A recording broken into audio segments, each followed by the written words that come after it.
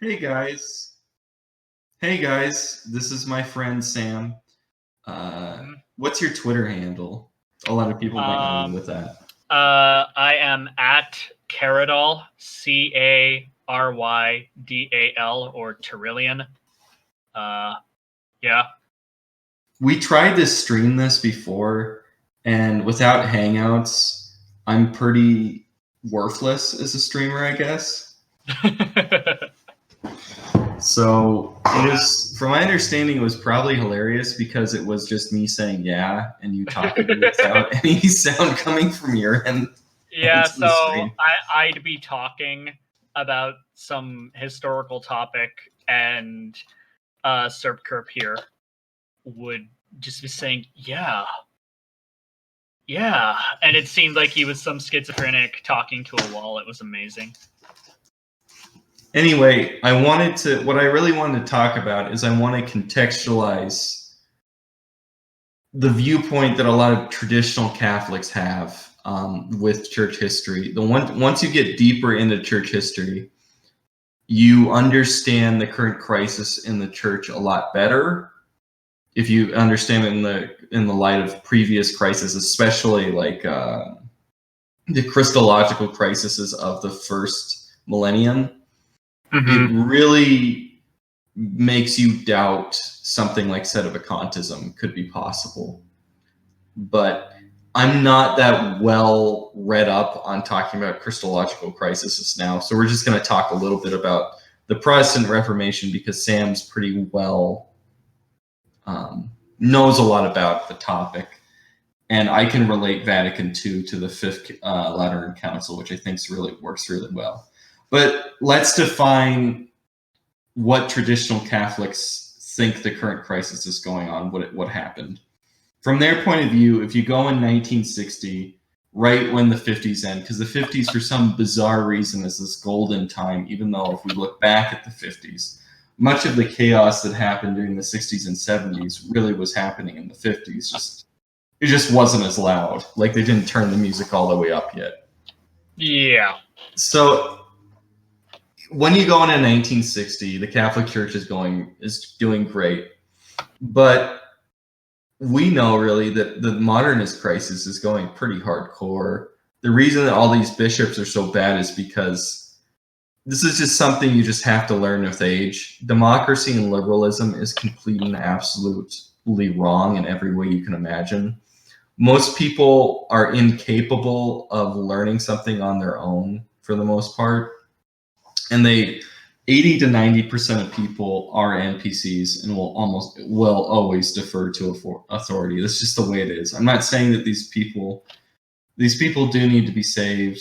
They can be our allies, but it's just the reality. You just have to come. Well, as St. Thomas said, even if you're very, very smart, most people don't have the time to devote to theology specifically, and so they rely on the guidance of experts. You know, a mathematician who's a devout Catholic probably does not have the time to discuss Christological. Like, he doesn't have the time to read the Tome of Leo. Well, even more than that, he doesn't have the time to go through Denzinger and Ludwig Ott on a daily basis and do endless discovery work for all the decrees that the church has ever done to know what the universal ordinary magisterium tells him to believe. He just believes what he read when he was a kid in the Baltimore Catechism and what he says from the pulpit and what he reads from the Bible whenever he gets time to. Yes. Say, like, a few times a year. That's the reality. We have to understand that. So even though in 1960 everything appears to be fine, you have to realize this: all the bishops they're just administrators, because bishops really became administrators in the modern centuries and probably throughout the entire history of the church. They've always been administrators. So they don't actually, within the Catholic Church, within the Western end of the Catholic Church, they're mainly administrators, and they don't have a very good grasp of theology. So they just kind of go with the times after we get to the Second Vatican Council. It's inherently a political appointment. Yeah. So once you get to 1975, or at least 1970, it seems like everything was fine in 1960. 15 years later, in 1975, did Catholicism cease to exist? Let's look back. Vatican II destroyed the Catholic Church. That's basically the point of view of sedevacantist, and maybe SSPX would say it lighter, or say that John Paul II is still the Pope, or Paul VI is still the Pope. But would you say that that's their basic understanding, Sam? Yeah, I mean, it's a pretty common view. Yeah, it varies naturally. But I mean, if you go to say SSPX parish, you think they'll say that out, right? Like yeah, not the priest. There are plenty of SSPXers who talk like that. Yeah, and I mean, for the record, neither of us are really anti-SSPX. I'm not anti-SSPX, but I'm not. I go to the Novus Ordo. I would prefer a Latin Mass, but it's just very difficult for me to get to such a thing. Mm-hmm. And I think that the graces infused at the Novus Ordo will save my soul. I don't think I'm in danger, and I believe that you are under obligation to go to a Mass every Sunday, regardless. Yeah. Anyway, you don't get to pick and choose. You have to go to Mass every Sunday if you're a believing Catholic to adhere to the commandment. So now that we got that out of the way, what I'm trying to say, though, let's get back a little bit. Vatican II is not the destroyer of the Catholic Church. If we look at it, Vatican II doesn't really promulgate anything. It kind of gets associated with the Americanist heresy. What's the document on separation of church and state? Dignitatis Humanae. Dignitatis Humanae can lean towards the Americanist heresy, but Vatican II, in and of itself, doesn't promulgate modernism. It's very clear if you read these documents. Yeah, I mean, okay, Protestants are by no means deprived the role in the mystery of salvation. What does that even mean? Okay, I mean, realistically, what does that even mean? I mean, yeah, their baptisms are valid, and they can read the Bible. Also, they do have a role. Their Bibles are sacred scripture. I mean, they do have a role. They're the antagonists. Yeah. But anyway, would we look at the Fifth Lateran Council, a council that does nothing of any effect, did not prevent any of the crisis that ultimately led to, because the church in the the early 16th century and the late 15th century, by all means, was just in a horrible crisis, very similar to now in terms of stuff like bishops the gay priests going on right now. Yeah, I mean, bishops controlling multiple bishoprics, priests having, widespread concubinage among the priesthood. We're talking possibly the majority in some regions. Well, in Germany, the majority of bishoprics probably had bastard sons. There's a funny story. This is in the early 1600s, where Maximilian, Duke of Bavaria, was investigating the bishopric of Salzburg, and this bishop, who seemed like a really, really nice guy, and everyone liked. Well, they found out he had a concubine and 10 kids. Which, I mean, at least it wasn't gay. Yeah. So, if we start out and we think about this for a second, Lateran, is it Lateran 5 or Lateran 4? Lateran 5. Lateran 5 ended in 1517. What happened in 1517?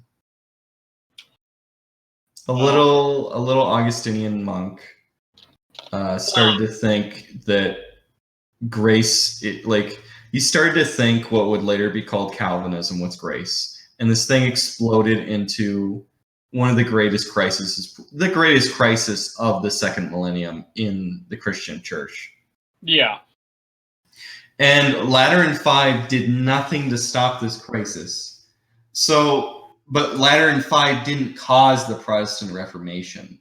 Lateran 5 didn't cause the crisis. In the same way, we could say, so people didn't go around and say Lateran 5, it must have promulgated Protestantism because Protestantism is happening now.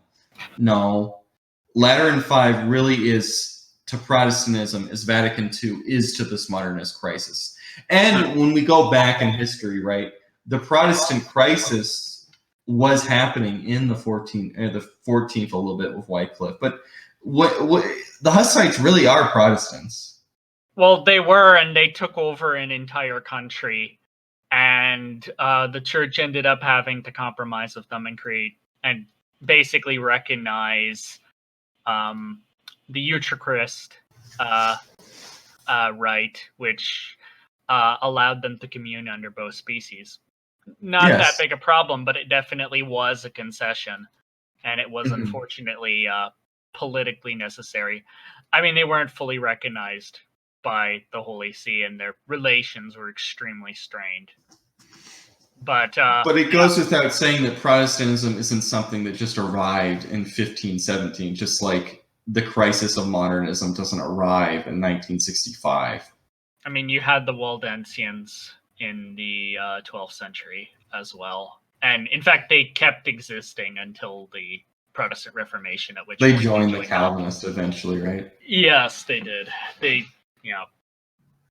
Anyway, so furthermore, when we think of the Protestant Reformation, so we'll have a lot of this stuff like Archbishop Lefebvre will be like, this is the worst ever it's been. The only thing they can compare is like the Arian crisis, and even that's much worse. Right? Yeah.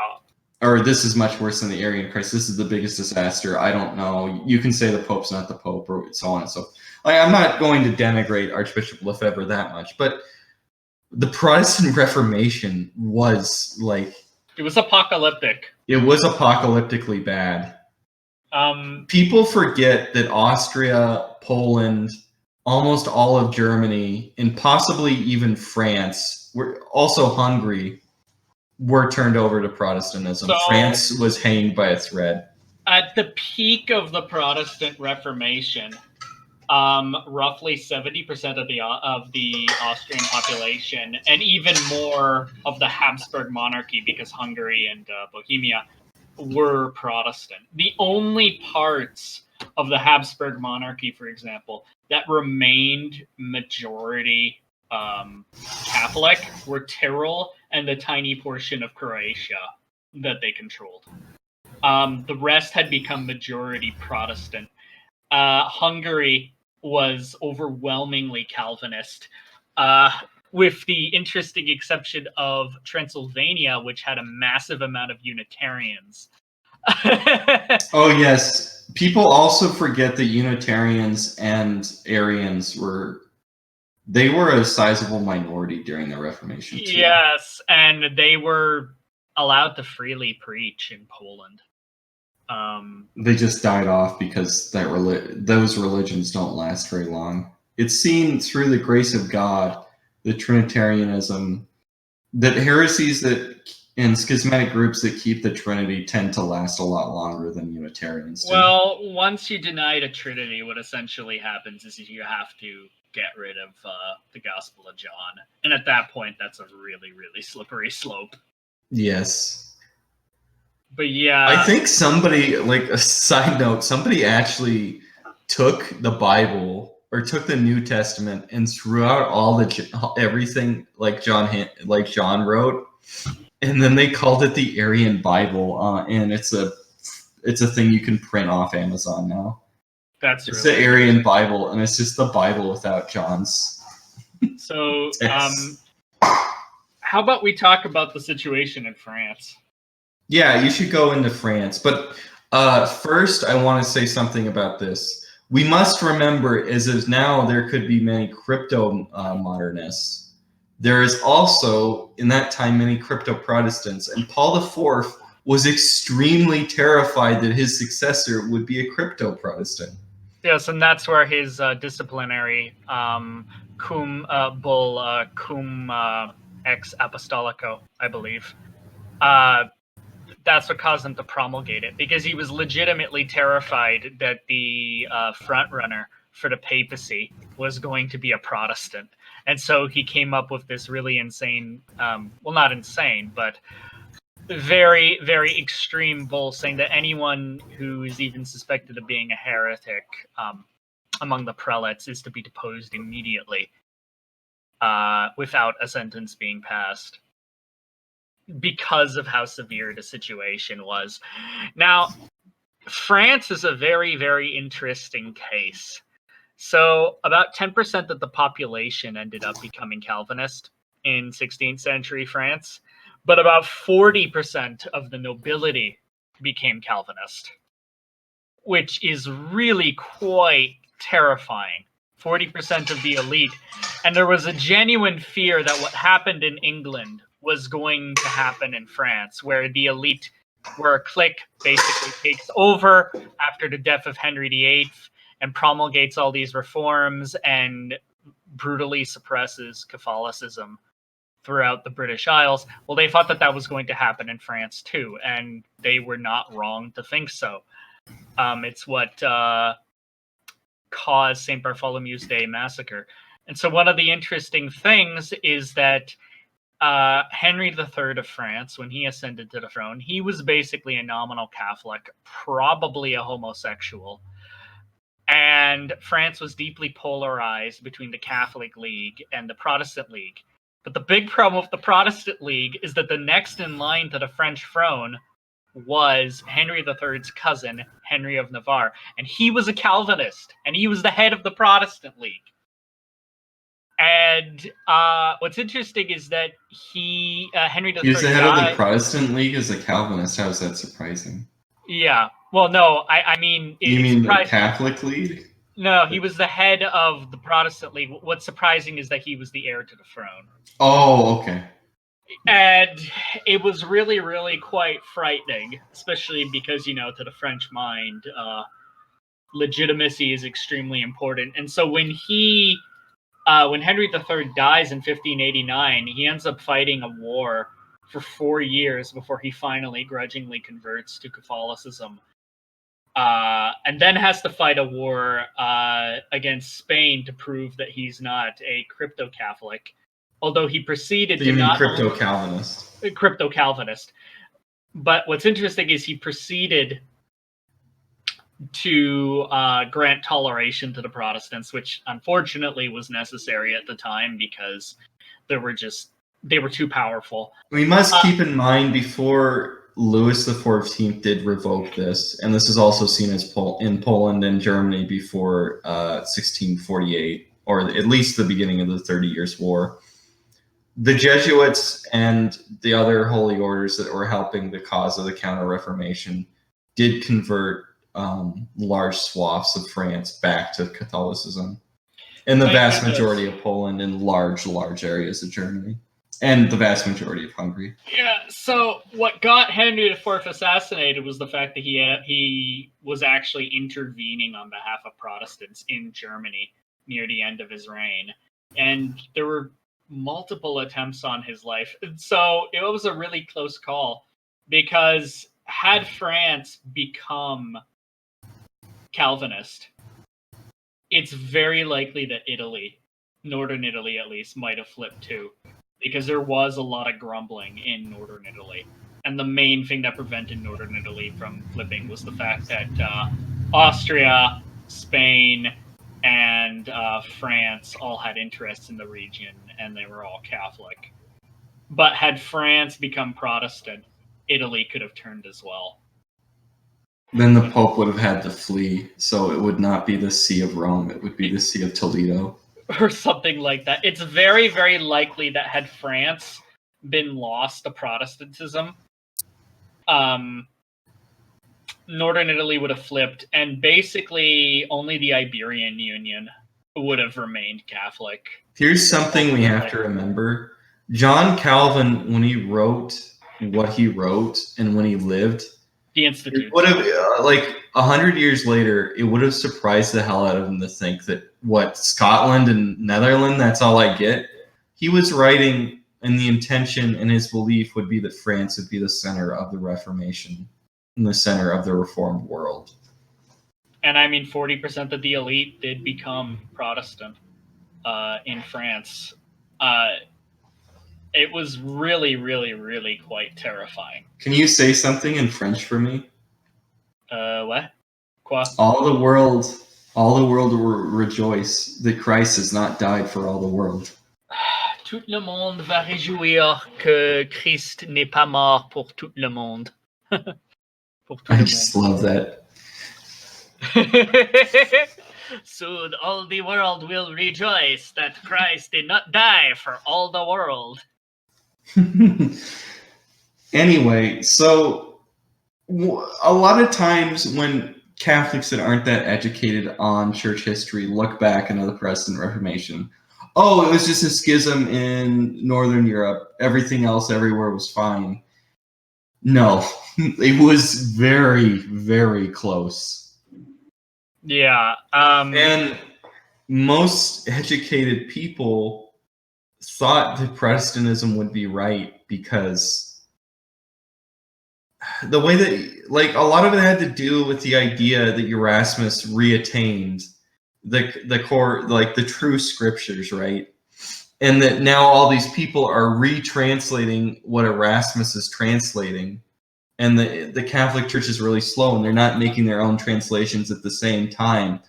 So it gave a lot of the elite that could read this perception that the Catholic Church really, that the Bible didn't match the Catholic Church, something that, of course, Protestants believe this day, right? So when Erasmus translated that into Greek, and then they translated back into English, and Luther translated into German, and so on and so forth, the Protestants really did seem to be much more on their feet. The Catholics seemed to be these lazy idiots. And the popes really weren't concerned about Luther when this was happening. They were nowhere near concerned as much as they should be. One of the funniest things, Serp Kerp, the Council of Trent took decades to convene, and then it took decades to finish. I mean, the Council of Trent was convened several decades after the nailing of the theses. I mean, how long did it even take the Catholic Church? Like, we usually look at the English Bible. I don't know that much about German and French and Spanish translations, and so on, in Italian, and so on and so forth.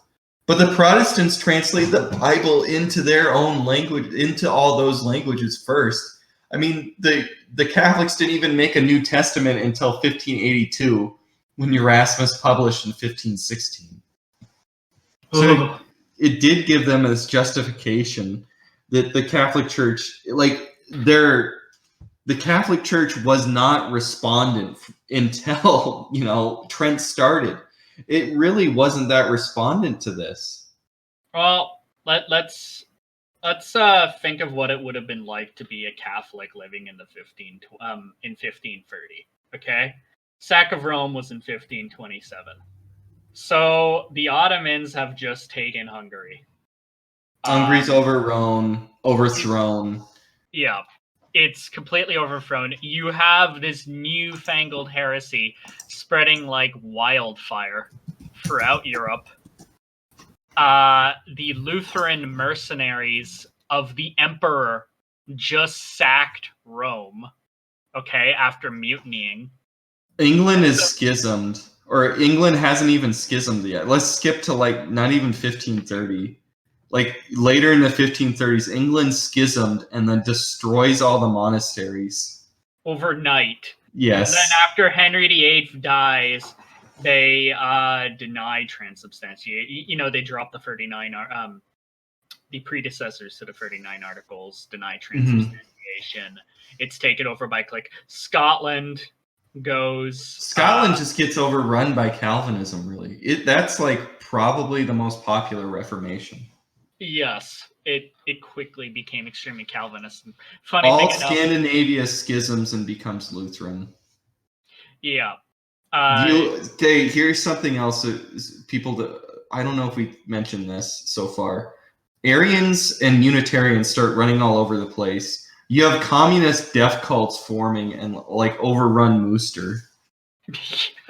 And it wasn't just in Munster. This kind of thing was pretty frequent. I mean, it seems to happen that whenever you have proto-Protestants, communist death cults follow.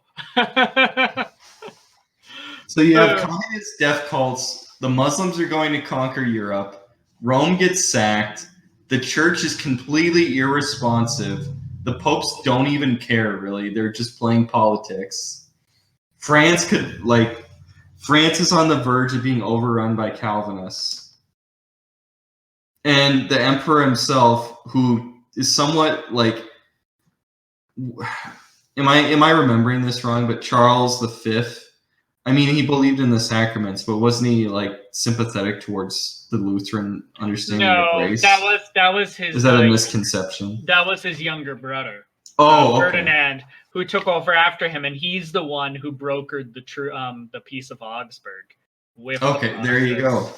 And his son tried to get the Pope to support married priests. Yeah, so you have most Catholics within Germany, or modern-day Germany, or the Empire, most of the Catholics that remained are like semi-Lutherans. Yeah, another really interesting thing, Rudolph II, who was the son of Maximilian II, this was in the late 1500s, early 1600s, was this depressive who basically let Protestants continue stealing church land throughout the empire. He wasn't doing anything about it, and he was probably an occultist. He actually had a weird alchemical lab in Prague Castle, and he was playing Harry Potter there, and it actually caused an explosion, funny enough. So communist death cults, Muslims are going to overrun everybody. Entire segments are just schisming. Everybody in Germany is at least a crypto-Lutheran, and people are running around saying that Jesus isn't God. Or Bavaria was doing pretty well. Okay. Yeah, Bavaria was very, very calm. They quickly embraced the Counter-Reformation ideals and fought back against Protestantism. Okay.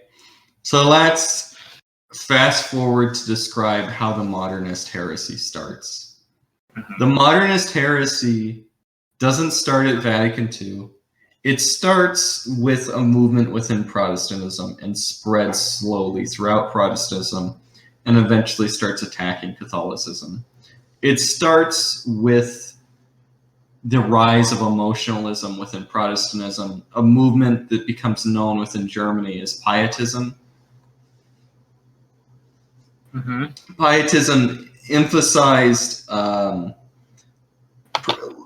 emotion massively over.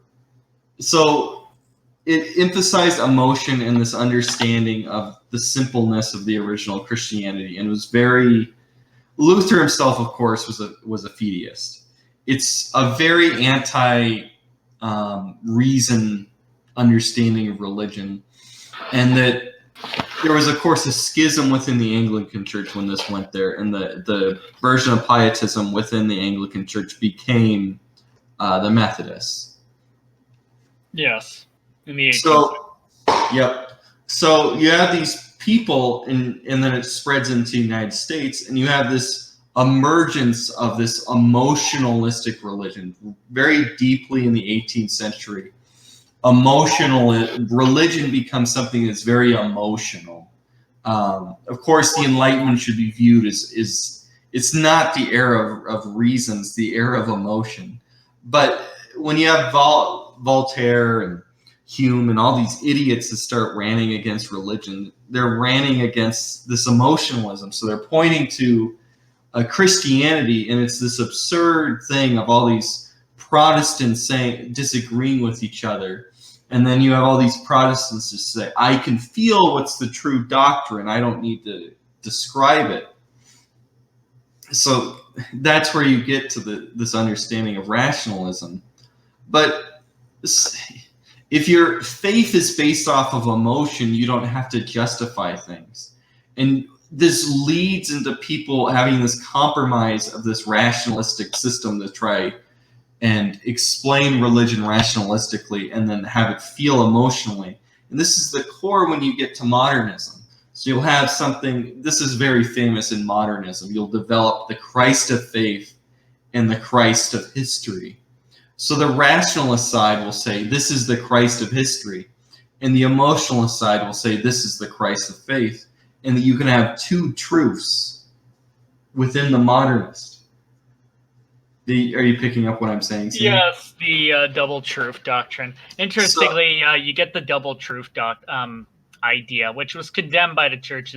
That was actually condemned by the church. That was Averroes, wasn't it, in Islam? No, it was someone from Brabant. But it was, I mean, Averroes is, it comes from radical Averroism. Mm-hmm. But I do not believe it comes from Averroes specifically. Yes, but I think the core of modernism is the double truth.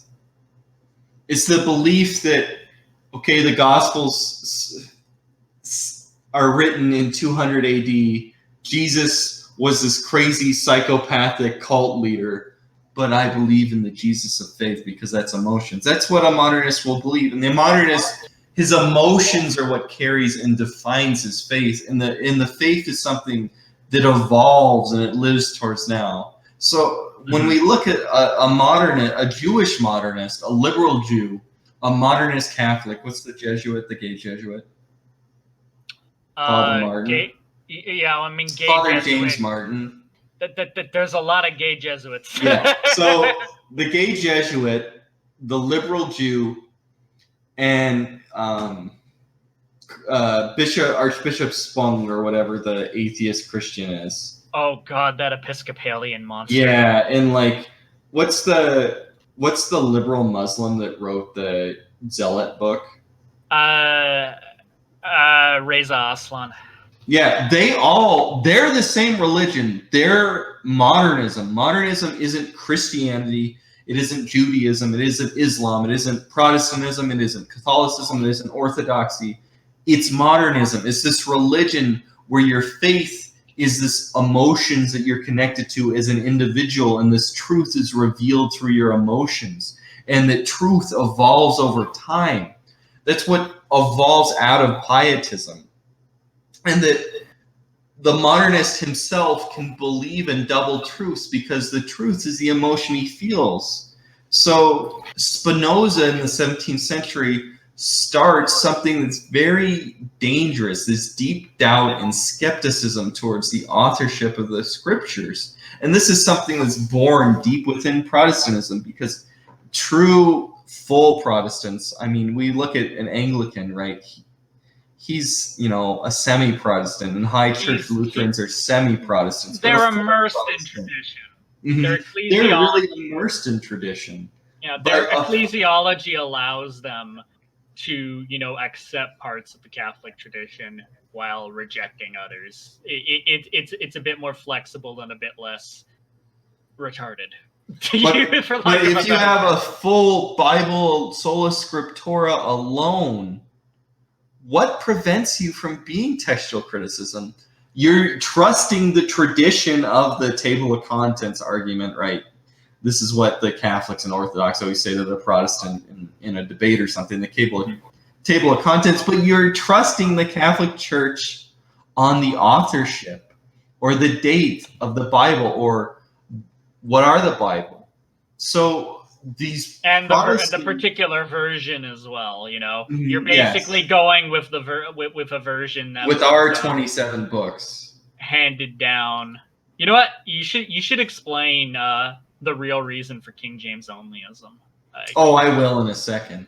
But so you have something develop, higher criticism, and then the higher critics will go back and say none of the books of the New Testament were written until the 3rd century. Nothing is reliable, so on and so forth. But then they'll believe emotionally the Christ of faith. And this starts spreading from these Protestants in Germany, is originally called the German School of Criticism, and it starts infecting the other Protestants. And then in the 19th century, this gets to where you get to the fundamentalist versus liberal thing. And the Protestant churches start falling apart, and this is where you get to Pius IX and Leo the 13th and St. Pius X. They start talking about how modernism is starting to affect Catholicism, this evolution of doctrine. So a modernist would say in 1600 Sweden, the faith of the people that gave them hope and life to live. Their faith, the true faith that they felt in their hearts, was Odin worship. And then the faith that they felt in their hearts in 1800 was Lutheranism. And the faith that they feel in their hearts in 2020 will be Islam. Yeah, this is the truth of the faith of emotionalism. If I may interject, you know, the kind of way a modernist might think is, you know, they'll take the very, very, very, very consistent opposition to contraception throughout all of church history, and they'll say, well, back then you had high infant mortality, and so circumstances have changed now where you don't need that where you don't need to oppose contraception anymore to maintain the population or something like that. They'll read some reason into some past principle or prohibition and then apply that reason that they're reading into it to now negate the principle. It's very consequentialist and what is current and what makes me feel good over and above what is handed down through sacred tradition. Of course, they tend to conveniently ignore that, you know, when church fathers talk about these things and when theologians have talked about these things, they weren't talking about the need to maintain a constant population. But, you know, it is very, very emotionally driven, so it's kind of what you would expect. So modernism is starting to permeate the Catholic Church into the Catholic. Here's the thing, I'll go into King James onlyism, is that Catholicism is very, let's say that the Catholic Church isn't divinely ordained by God, right? Let's just view this in a purely secular mode for right now. When you apply textual criticism to the Baptist religion or low church Protestantism, which does exclusively look towards the Bible, if you apply higher criticism to it, that religion dies right then and there. Higher criticism annihilates low church Protestantism.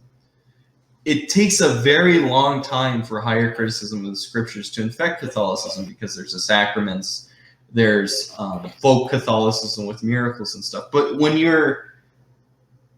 there's folk lower church Protestantism, right? But when you're relying on the Bible alone and it's just some book that is separate from any kind of institution that passes it on and has the authority to sanction a particular version and a particular set of words, then higher criticism and all the textual variants that people find and all the possible interpolations, that becomes a really, really big issue. You should explain what your Jerusalem Bible said about the addendum to Mark. I think that's pretty. Oh no! Okay, so if you get an Ignatius Bible isn't based on the Vulgate. It's a modern Protestant translation, but modern Catholic translation, or modern Protestant translation, and then adapted by Catholics. And then the version of the Ignatius Bible is the Revised Standard Version from I think 1880. They go back and they translate, I forget the passage of Isaiah to say virgin instead of a young lady.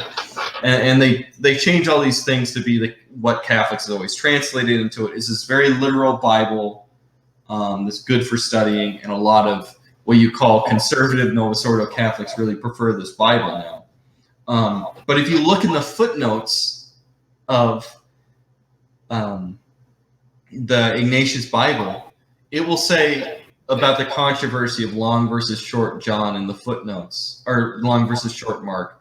So in the Codex Vaticanus and the Codex Alexandrinus, they found that version of Mark just ends with Mary Magdalene. What the holy women? Who is the other one other than Mary Magdalene? Was it Mary of Bethany? Well, I think it's Mary of Bethany. They see that Jesus' tomb is empty and they run away crying. That breaks Christianity right then and there, if you have that. Yeah. But the Catholic Church, because what was decreed in the Council of Trent, says in the Ignatius Bible, it says, even if Mark did not write this supposedly added on, because there's no authority to say who really added it on, right? We're the Protestants. We're going to believe in the Bible alone. We're going to find the oldest Bible, and whatever the oldest Bible is, that's the true Word of God, even though it's this syntext, the Codex Alexandrinus that somebody just found. Nobody ever used it. It's just this orphan text nobody found, and long mark is missing. So that breaks Christianity if Jesus he isn't clearly resurrected in long mark. His body's just missing. Did he get assumed to heaven? In short mark. But in long mark, we all know he's resurrected. He meets up with the apostles, right? Mm-hmm. But in the Ignatius Bible, it says at the bottom, in the Council of Trent, regardless, even if Mark did not write this, and a scribe wrote this, this is the infallible Word of God, because the Council of Trent says it is. Basically. Yeah, I mean, we've recognized a certain set of versions as being representative of the received tradition. Mm-hmm. And of course Protestants can't do that, but we might want to get back to Catholicism. The basis of divergence, this is just for fun, this is just a discussion. What the King James only movement comes down to is the 16 missing verses from... There's two verses that are really important, I'm thinking off the top of my head. But one that's so important, these 16 missing verses in post-1880s Revised Standard Version on Bibles.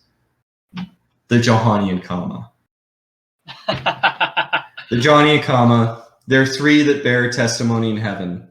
The Word, the Father, and the Holy Ghost, and these three are one. If you remove that, what does a Baptist have to point to for the Trinity? What does he refer to? He can't defend the Trinity without the Johannine comma. So he must say, in order for the Baptist faith with the Trinity to be intact, he must argue that the Johannine comma is legitimate. And the only Bibles that are going to say that, only Bibles that are based off of either the Vulgate of the Catholic Church or what's it called? The Textus Receptus. The modern, yeah, which only Erasmus's copy or St. Jerome's copies of the Bible contain Johannine comma. So only texts that are based off the Textus can you say it? My tongue's tied. Textus Receptus and the Vulgate. They can only be the true Bible. All other Bibles found are not the true Bible. So they'll cross themselves up in circles and knots, trying to say that the Textus Receptus is the Bible, regardless of anything else we find.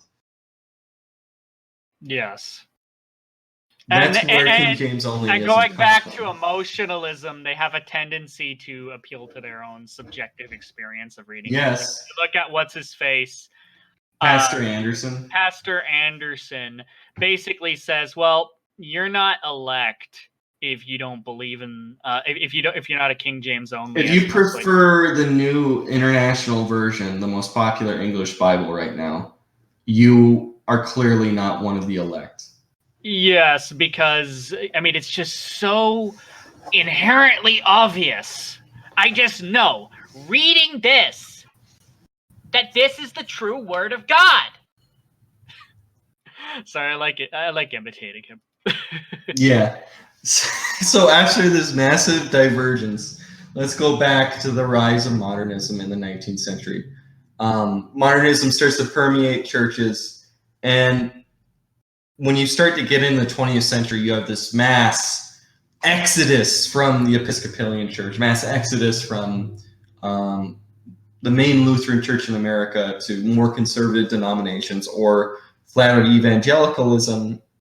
And Pius XII kind of is the beginning of a lot of this gradualism that led to Vatican II. Pius XII originally was planning Vatican II. Pius XII got rid. So the start of the end of the Papal Tiara, the start of popes being inaugurated instead of being crowned starts Also, with Pius XII because he got rid of the Roman aristocracy. he also liberalized the ban on Chinese rights. He liberalized the ban on Chinese rights. He allowed Catholics to not have to use the vault. According to the Council of Trent, everything contained in the Vulgate is Holy Scripture. Yes. So the 16 missing verses, according to the Council of Trent, are authoritative scripture. But Pius XII allowed Catholics to not necessarily have to use the Vulgate, at least to guide translations. And this is what led to, say, the New American Bible being so gratuitously higher critical if you look at the footnotes. He got rid of, am I forgetting anything? Oh, he started the 5 o'clock Saturday Mass. That's something that starts with him. A lot of these things start with him. And of course, the most infamously, the new Mass really starts. Bugnini becomes the head of the liturgy, and he starts messing with Holy Week during Pius XII's reign. So if you're a sedevacantist, Pius XII is the real start. And you're deposing John the 23rd because he started the Second Vatican Council. But John the 23rd didn't. The worst that John the 23rd did to Pius XII, John the 23rd added St. Joseph into the canon. And he did everything that Pius XII was already doing. So you have to point towards Pius XII as the real father of Vatican II. He was an innovator, and it's actually really funny. I mean, also, a lot of sedevacantists oppose natural family planning. Oh, he did start natural family planning. He was the one who first explicitly permitted it. You can argue that Pius XI permits it in Casti Connubii. They'll try to say he doesn't. I think he does. I don't have a problem with it, but many sedevacantists do. Yes. It's quite amusing, and of course they'll say, "Well, that's not infallible," but they tend to be very, very arbitrary about this. I mean, we'll say, "Well, this particular thing was in an ecumenical council or in an encyclical." Okay, well, not everything in an ecumenical council is infallible. There are disciplinary portions. There is the preamble. I mean. The Second Lateran Council bans Christians from using crossbows. But it doesn't say, if you believe it's okay to use crossbows, let them be anathema. It says we're going to excommunicate Christians who use ranged weapons against one another.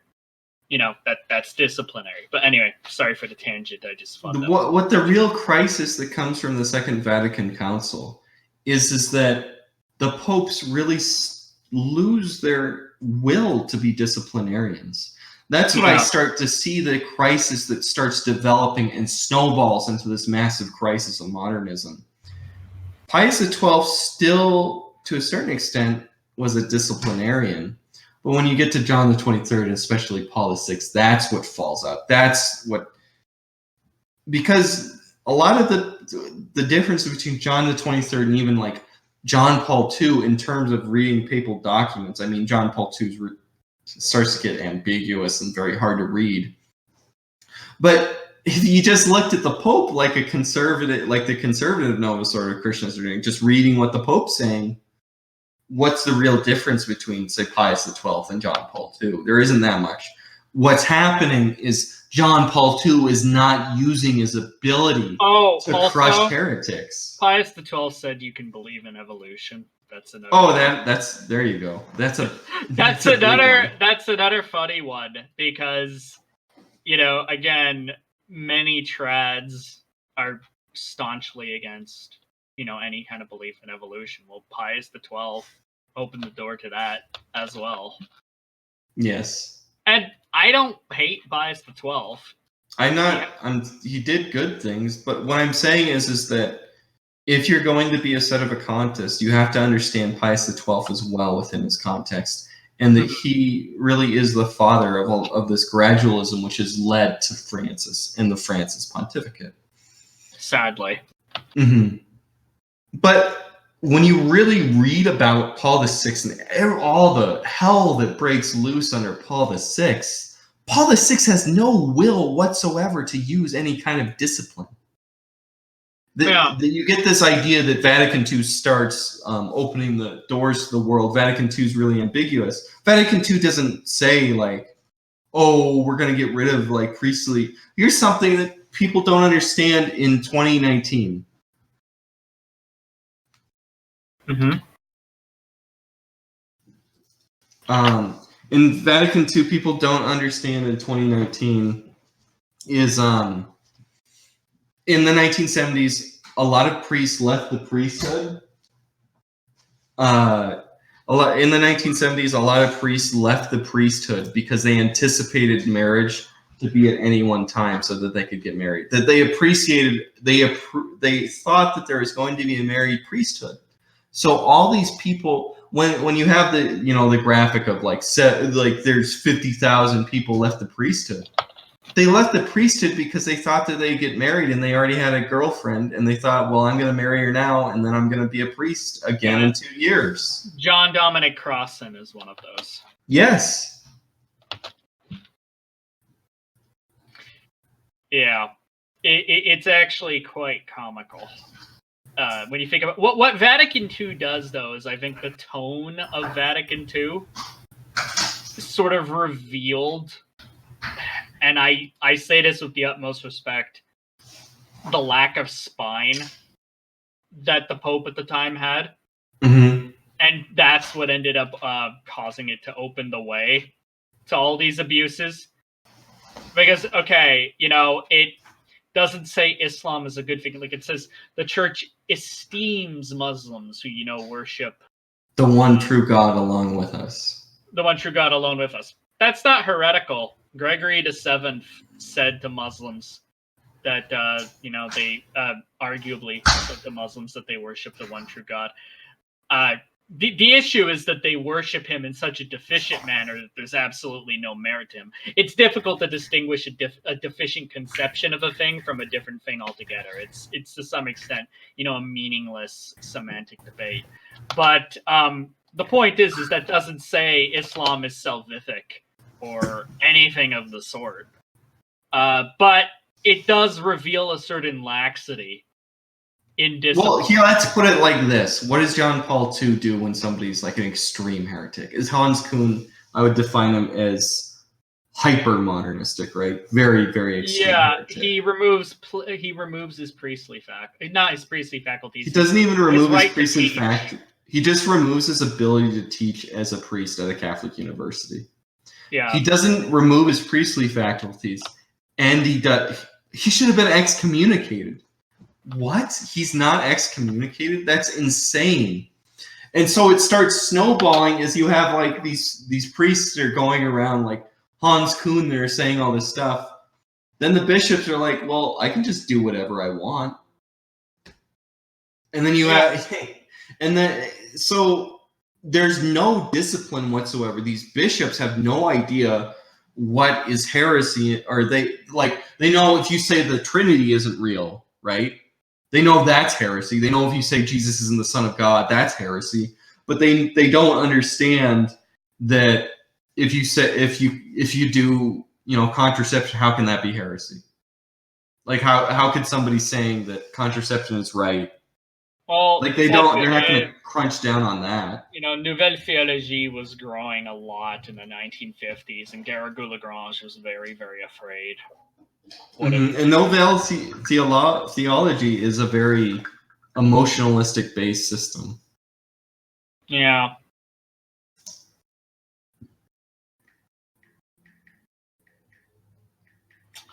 It's really sad to think about. Yeah. Then you get to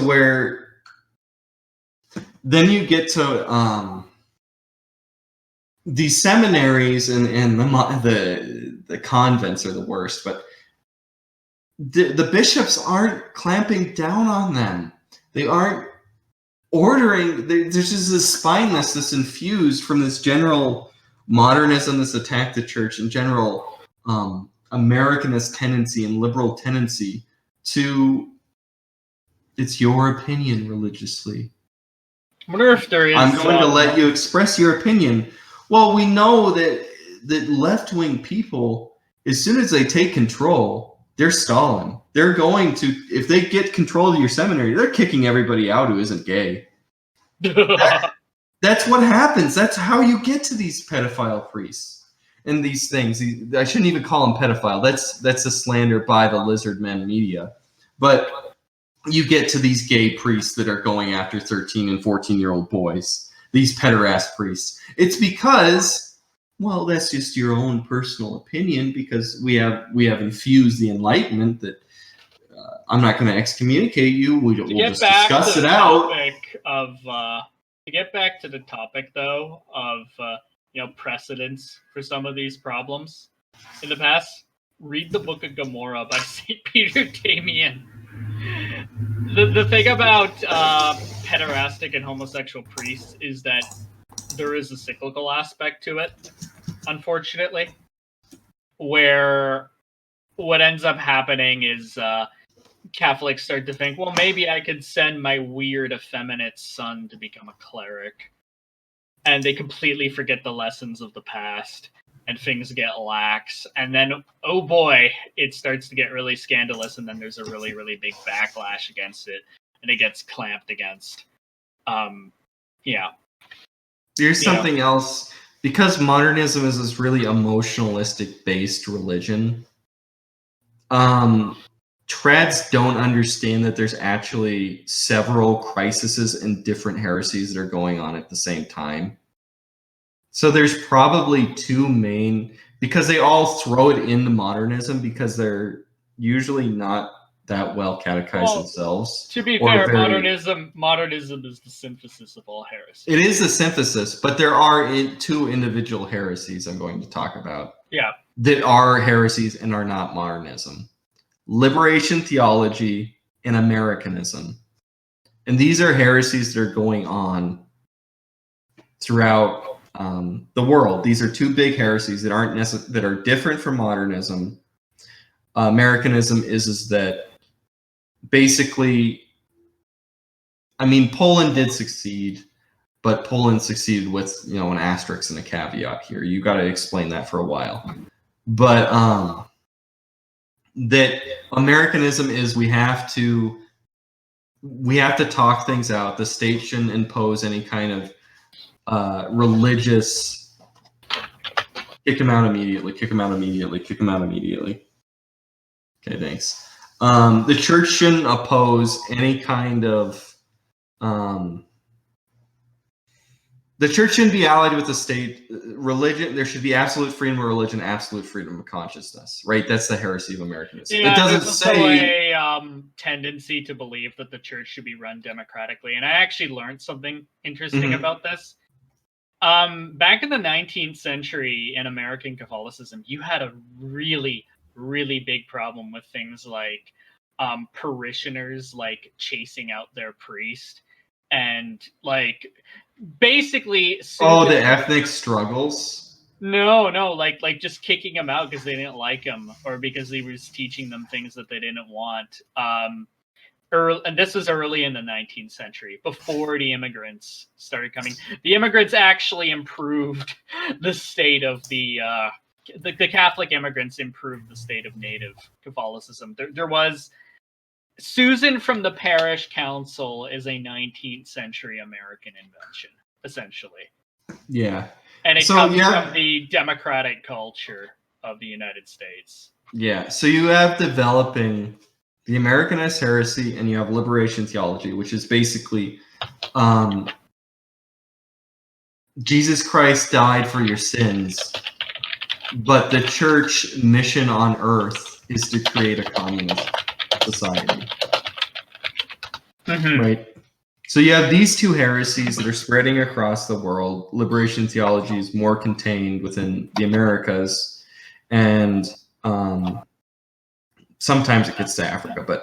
And then you have Americanism, which is going all over the place like crazy. Then you have abuses. You have widespread liturgical abuses, which aren't heresy. People just don't know what they're doing because they're not well catechized. And then you have like a super liturgical abuse, like Pentecostal or charismatic Catholics. That did exist in the medieval period, incidentally. Well, it's existed numerous times throughout the history of Christianity. You can point to similar things. Yes. But there's no stomping it out. It's gotten to such a point that it's like hundreds of millions of people identify as charismatic Catholics. And the problem becomes when you have a charismatic Catholic is, if it's just this charismatic thing, well, I like this Pentecostal church better than I like this Catholic church. The Pentecostal church is receiving these gifts too. So I guess salvation outside the church, why am I going to be a Catholic? And that when Pentecostalism develops, it becomes this pan-denominational thing, and it rises to create a non-denominational Christianity. I presume because everyone, if people start believing in these really, really ridiculous gifts, then, wherever the gifts are, that's where Christianity is. Yes. So Pentecostalism or charismaticism begins as an abuse, and it eventually becomes a heresy at the end. Yeah. So you have these three things which are running rampant at the same time, where you have this liberal tendency, the inability to fight off any kind of, spewed by modern Americanism and aided by modernism, where you're not going to excommunicate Hans Kuhn. And then it's gotten to such a point where you have outright bishop conferences, which are just like gone. Like Netherlands was gone, and now Germany's gone. It's just gone. They're really, really. It's pretty bad in Canada, although it's nowhere near as bad here as it is in the Netherlands. The Low Countries and Germany. Oh yeah, well, after all these things in the Netherlands, everything changed except the bread and wine. Yes, everything has changed in the Catholic Church in the Netherlands except for the bread and wine. I love that. So was that Father Gruner? Yeah, it was Father Gruner. I hope that we've contextualized it, and I hope this has been an informative discussion. Do you have anything else? Not really. No, not really. So may God bless and keep you.